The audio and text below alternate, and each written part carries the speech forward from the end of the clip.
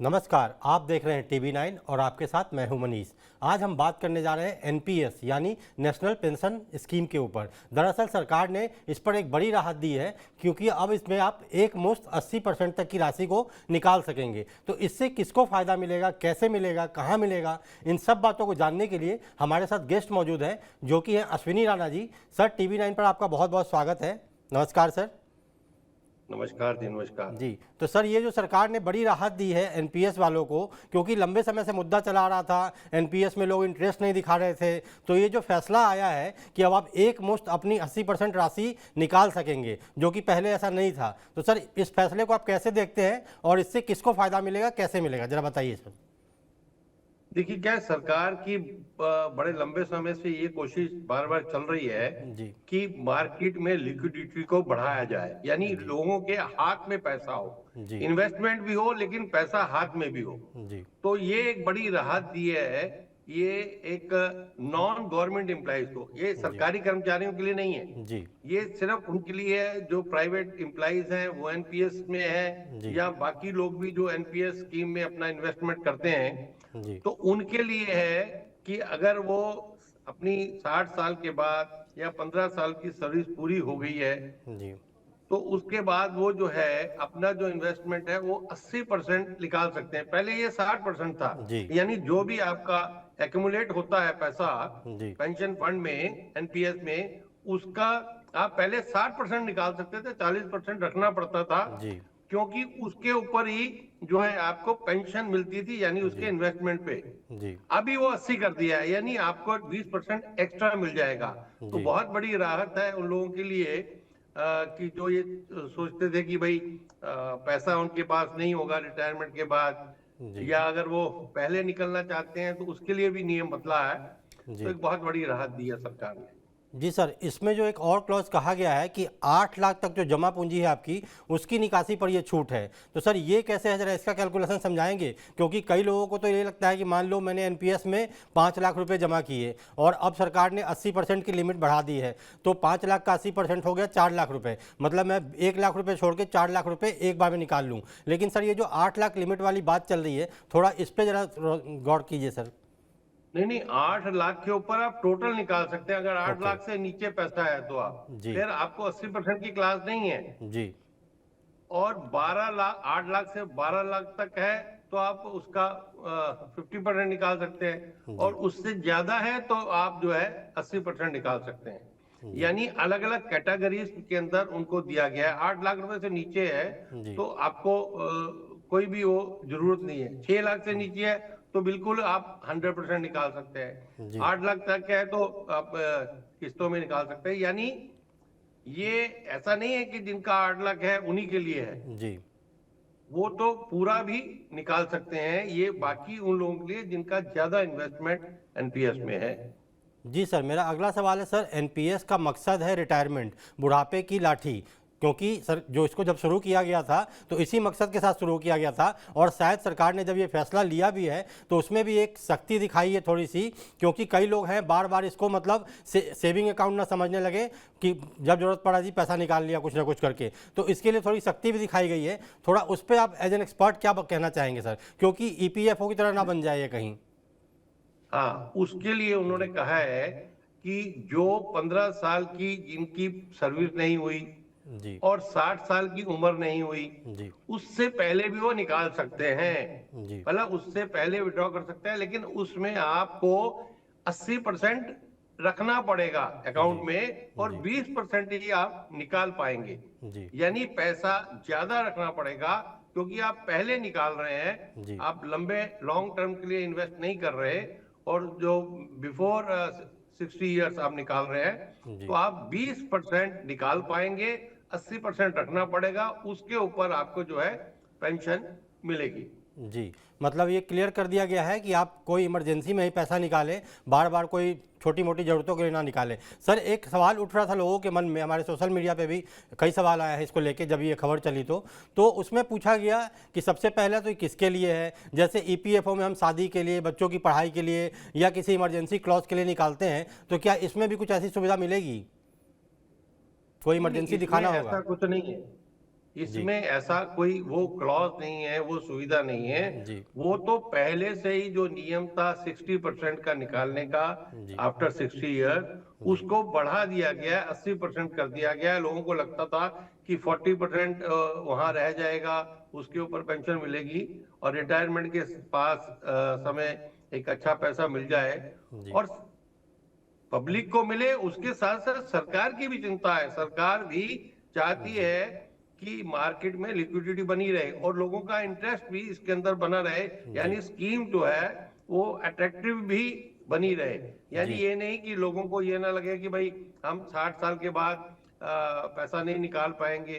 तो ये इसमें हो सकता है आने वाले समय में और सुधार भी सरकार करे। जी तो वो जैसे जैसे समय में चीजें सामने आती रहती हैं, सरकार कुछ ना कुछ उसके अंदर मॉडिफिकेशन स्कीम्स में करती रहती है। जी सर, एनपीएस का सर जरा सा जो उद्देश्य मेन था वो यही था कि इसको अट्रैक्टिव बनाया जाए ताकि लोग इसमें ज़्यादा से ज़्यादा निवेश कर जा सकें, क्योंकि इसमें सबसे बड़ा जो फायदा है ये आपका पैसा इक्विटी में भी लगता है और कहीं कहीं और भी लगता है, साथ में टैक्स बेनिफिट भी मिलता है आपको, तो कई सारे फायदे हैं। तो सरकार ने सोचा, लेकिन जो क्लॉज आ रहा था जैसा आपने बिल्कुल सही कहा कि ये उतना अट्रैक्टिव अभी भी लोगों में मतलब पॉपुलर नहीं था, तो इसको पॉपुलर करने के उद्देश्य से भी ये फैसला लिया गया है। तो सर क्या आपको लगता है कि अब लोगों का ज़्यादा से ज़्यादा एनपीएस में निवेश होगा? क्योंकि अभी फिलहाल जो मामला है उसमें लोग कंफ्यूज हैं, जैसे यूपीएस वाला बीच में चल गया था मामला, तो लोगों में कंफ्यूजन था। आपको याद होगा हमने एक शो भी किया था कि एनपीएस और यूपीएस दो अलग अलग चीज़ें हैं, आपने पूरी खुल के बताया भी था दर्शकों को। तो सर एक बार थोड़ा सा इस पर जरा क्लियर कर दीजिए। जी सर। देखिए, यूपीएस मैंने उस समय भी बताया था कि ये दोनों तरह की जो पेंशन की परिभाषा है वो अलग है। जी एनपीएस जो है वो उन लोगों के लिए ज्यादा बेनिफिटेड है जो जॉब करते हैं और फ्रीक्वेंटली अपनी जॉब चेंज करते हैं। जी तो उनको जो है चाहे 1 साल करे 2 साल करे, जो उनका एक्युमुलेशन होता है वो अपना अकाउंट अपना क्रेडिट साथ में लेके दूसरे जगह पे ज्वाइन कर सकते हैं। जी जबकि यूपीएस में ऐसा संभव नहीं होगा। लेकिन यूपीएस उन लोगों के लिए लाया गया और सिर्फ सरकारी कर्मचारियों के लिए लाया गया जी कि जो लोग मांग कर रहे थे कि हमें रिटायरमेंट पे फिक्स पेंशन मिले, हमें पता हो कितनी मिलेगी। जी तो मैं बार बार कहता हूं कि एनपीएस भी एक बहुत अच्छा ऑप्शन है, जी इन्वेस्टमेंट का भी और रिटायरमेंट बेनिफिट का भी।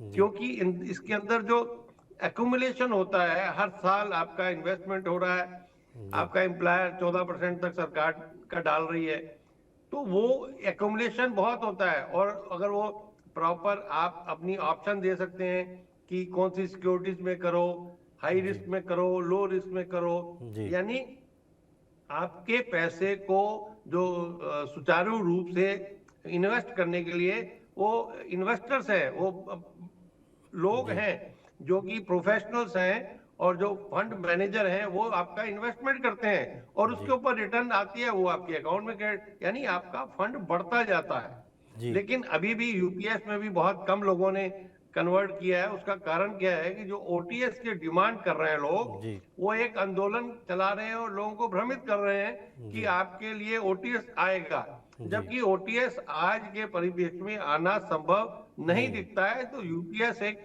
बेस्ट जी ऑप्शन था सरकारी कर्मचारियों के लिए जी और मुझे लगता है सरकार अब बाकी पब्लिक सेक्टर के लिए भी ये यूपीएस को लाएगी। जी, मतलब आप ये कह रहे हैं कि यूपीएस एक बेहतर सिस्टम है और शायद सरकार ने इसीलिए, आपने बिल्कुल सही कहा, ओटीएस को लेकर अभी भी काफ़ी सारा भ्रम फैलाया जा रहा है। कई सारे रिपोर्ट मैंने भी पढ़े हैं जिसमें अभी भी कहा जा रहा है कि ओटीएस आ सकता है, लेकिन ऐसा क्लियर हो गया। और एनपीएस जो इसका विकल्प बन के आया वो इसीलिए आया क्योंकि नौकरी पेशा लोग जो खास करके सरकारी कर्मचारी नहीं है, उनका रिटायरमेंट सबसे बड़ा मुद्दा था कि रिटायरमेंट में फंड कैसे जमा हो और साथ में टैक्स बेनिफिट भी ले आए, तो इनको इसलिए एनपीएस लाया गया। सर अब मेरा अगला सवाल है, जैसा आपने बताया 8 लाख से कम पर कोई बाध्यता नहीं है, लेकिन वही है कि 8 से 12 लाख तक आपकी है तो आप एक मुश्त तो कुछ रकम निकाल ही सकते हैं, लेकिन बाकी जो रकम है वो एज ए पेंशन के तौर पर आप ले सकते हैं। तो सर इसको आप कैसे देखते हैं? क्योंकि मान लीजिए आपको कुछ काम है तो आप थोड़ा पैसा निकाल भी लिए, बाकी को आपने पेंशन के लिए छोड़ दिया, तो ये एक तरह से मेरे हिसाब से बहुत बड़ा कदम है सर, बेनिफिट है लोगों के लिए। जी सर। निश्चित रूप से उसमें उन्होंने आधा आप निकालने के लिए आपको ऑप्शन दी है और किस्तों में आप निकाल सकते हैं, वो भी ऑप्शन दी है कि भाई एक ही बार में आप मत निकालो, आप उसको इंस्टॉलमेंट में डिसाइड करके निकाल सकते हो। और जितना पैसा रहेगा इन्वेस्टमेंट के रूप में बाकी बचेगा, तो उसी का आपको पेंशन मिलेगा। भाई आप अपना सारा अगर निकाल लेते हैं और उसको इन्वेस्ट करते हैं, उससे जी अच्छा एक प्रोफेशनल इन्वेस्टर्स हैं जो फंड मैनेज करते हैं, उनके थ्रू अगर फंड्स मैनेज हो रहे हैं, इन्वेस्ट हो रहा है, तो भी है। तो अपने जरूरत के हिसाब से, अपनी रिक्वायरमेंट के हिसाब से कि मुझे पैसा चाहिए, मेरी ये रिक्वायरमेंट है, तो आप वो ऑप्शन चूज कर सकते हैं कि सारा निकाल लीजिए या 80% निकाल लीजिए। जी तो ये आपके फंड के और आपकी जरूरत के आधार के ऊपर ये जो है इसका डिसीजन होगा। जी सर, इसमें एक जो क्लॉज बताया गया है एन्युइटी, मतलब जो 20% पैसा रहेगा उसमें रहेगा, तो एक खास करके हमारे जो रीडर्स हैं, हिंदी के पट्टी के ज़्यादा रीडर्स हैं, वो इस बात को समझ नहीं पाएंगे। तो थोड़ा मैं सोचूंगा कि एज एन एक्सपर्ट आप इसको ज़रा आसान भाषा में क्लियर कर दें। पहला कि एक तो एन्युइटी है क्या, दूसरा 20% रखने पर आपको फ़ायदा कैसे मिलेगा। जी सर। देखिए कि जो पहले 40% जो है फंड को जो है वो जी रखा जाता था, 60% दिया जाता है। एन्युटी यानी वो इंश्योरेंस की स्कीम खरीदी जाती है, जी इंश्योरेंस की। तो उस इंश्योरेंस से जो इनकम होती है उसको पेंशन के रूप में आपको दिया, जो इनकम होगी वो आपको दी जाएगी। तो उसके लिए वो जो इंश्योरेंस की जो स्कीम्स खरीदी जाती हैं उसको ही एन्युटी कहते हैं कि भाई इतनी जो है आपने इन्वेस्ट किया इतना पैसा किसी फंड में और उसका रिटर्न इतना आएगा और वो आपको पेंशन के रूप में मिलता रहेगा। जी जी सर, आप अब लगता है दर्शकों को थोड़ा क्लियर हुआ होगा इसको एन्युटी को लेके। सर एक सवाल इसमें और भी है कि जैसे मान लीजिए ये तो है प्राइवेट कर्मचारियों के लिए, अगर इसमें कहा गया कि सरकारी कर्मचारी भी शामिल होना चाहते हैं तो रिटायरमेंट के बाद वो शामिल हो सकते हैं और 85 साल तक अपना निवेश इसमें जारी रख सकते हैं, तो उनको भी इसका फ़ायदा मिलेगा। तो सर इस कदम को आप कैसे देखते हैं। हाँ, वो भी क्या होता है भाई, बहुत सारे ऐसे लोग हैं उनको लगता है कि 60 साल में रिटायर हो गया जी लेकिन मुझे अभी पैसे की जरूरत नहीं है जी और मैं अपना फंड जो है निकाल के कहीं और इन्वेस्ट करूं। इसकी जगह ये जो फंड इन्वेस्ट हुआ है ये कम्युलेटिव जो है, इसके अंदर अच्छी इनकम हो रही है मुझे और ये फंड अच्छा रिटर्न दे रहा है और ये फंड मैनेजर इसको अच्छा जो है मैनेज कर रहे हैं, तो 85 साल तक वो इसको जो है कंटिन्यू कर सकता है। जी लेकिन उसके बाद उसको जो है पुराना जो स्कीम है उसके हिसाब से ही 60% ही वो निकालेगा और 40% जो है वो जो है रखना बाकी पड़ेगा। बैलेंस बचेगा। ये जी सरकारी कर्मचारियों के लिए।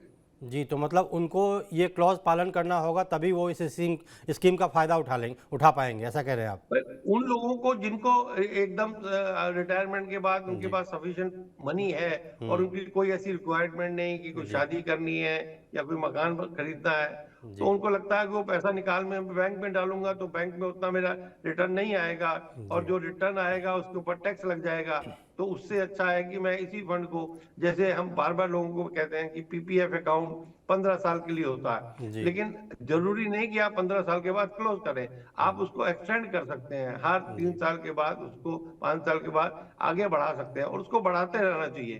जी वैसे ही इस स्कीम को भी सरकार ने 60 साल के बाद 85 साल तक अगर जी वो चाहे तो, मतलब 60 के बाद जरूरी नहीं 85 तक ही रखना है, 85 साल तक वो इसको एक्सटेंड कर सकता है। तो उसका फंड जो है अच्छा मैनेज होता रहेगा, जी अच्छी रिटर्न उसको आती रहेगी।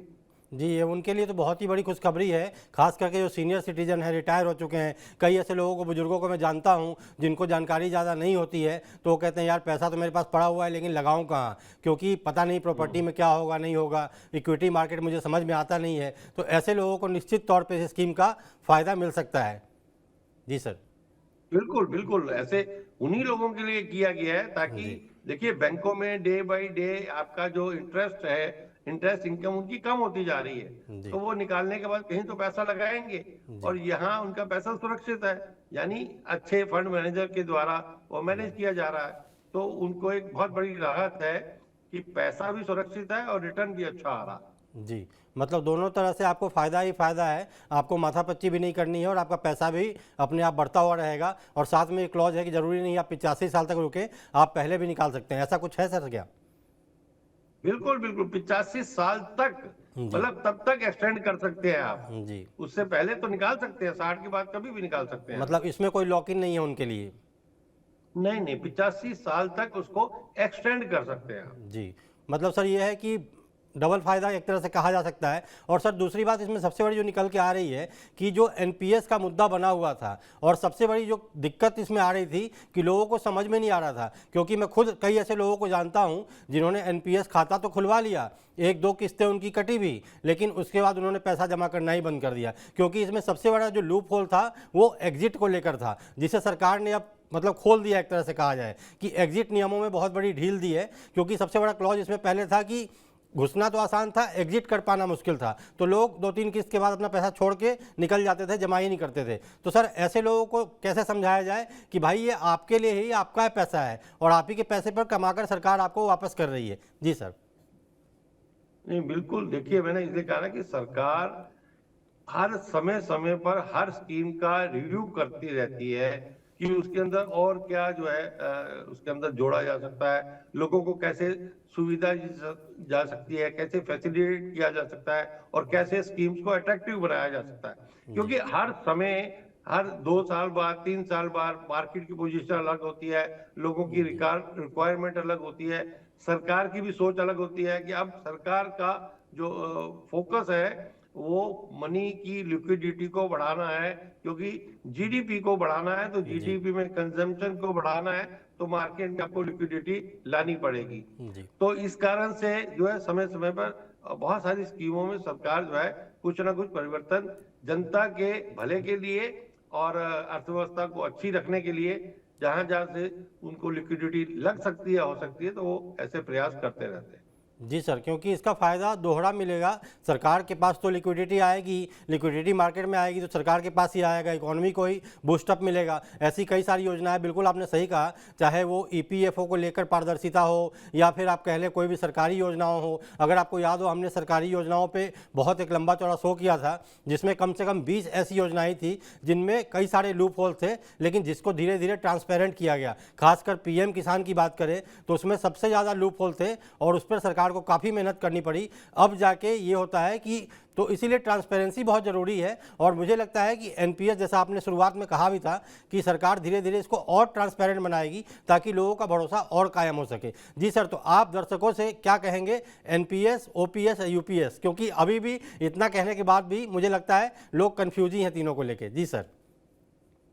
नहीं, मैं इसलिए कहता हूं कि जो लोग बार बार जॉब चेंज करते हैं, चाहे जी। वो सरकार में है या प्राइवेट सेक्टर में है या सर्विस में नहीं है, बिजनेसमैन भी है, तो एनपीएस में तो कोई भी जा सकता है। जी। सरकार में है और एम्प्लॉय कहीं पर है तो उनका एम्प्लॉयर उसमें कंट्रीब्यूट करता है, नहीं है तो आप इंडिविजुअल जब एनपीएस खोलते हैं तो अपना आप उसमें इन्वेस्ट करते हैं। तो जी। एक बहुत अच्छी ऑप्शन है, मतलब आपने पैसा दे दिया और आपका पैसा सुरक्षित भी है जी। और अच्छी जगह पे इन्वेस्ट भी हो रहा है, आपको अच्छी रिटर्न भी आ रही है और आप जब चाहे तो निकल भी सकते हैं। जी। यानी 60 साल से पहले निकलना चाहते हैं तो आप 20% लेके अपना पैसा निकाल सकते हैं, बाकी को आप जो है एज ए पेंशन के लिए रख सकते हैं। तो जी। इसलिए एनपीएस अच्छा है। सरकारी कर्मचारियों के लिए जो यूपीएस का ऑप्शन है वो भी एनपीएस से बेटर है। और ओटीएस को अभी एट प्रेजेंट हम जी। मुझे लगता है कि संभव दिखता नहीं है। कोई भी सरकार हो वो उतना बजट को जो है अफोर्ड नहीं कर पाएगी कि जी। सबको वो ओल्ड पेंशन स्कीम दे देगी। जी सर, थोड़ा पीपीएफ की तरफ चलते हैं, क्योंकि पीपीएफ भी बहुत महत्वाकांक्षी योजना थी जो कि सफल भी हुई। अभी भी लोग पीपीएफ में बहुत सारे खाते खुलते हैं और फ़ायदा भी मिलता है लोगों को। तो सर पीपीएफ के बारे में थोड़ा सा बताएंगे कि ये कैसे काम करता है, क्या ये थोड़ा बहुत एनपीएस की तरह है? नहीं नहीं, पीपीएफ तो आपका अपना इंडिविजुअल इन्वेस्टमेंट है। जी। आप 80 सी में उसका जो टैक्स बेनिफिट ले सकते हैं। अगर ओल्ड रिजीम में आप है रिटर्न तो। फाइल करते हैं तो आप उसमें फाइल ले सकते हैं, लेकिन वो भी नहीं करते हैं तो फिर भी पब्लिक प्रोविडेंट फंड जो अकाउंट है वो कोई भी व्यक्ति अपना किसी बैंक पोस्ट ऑफिस में खोल सकता है।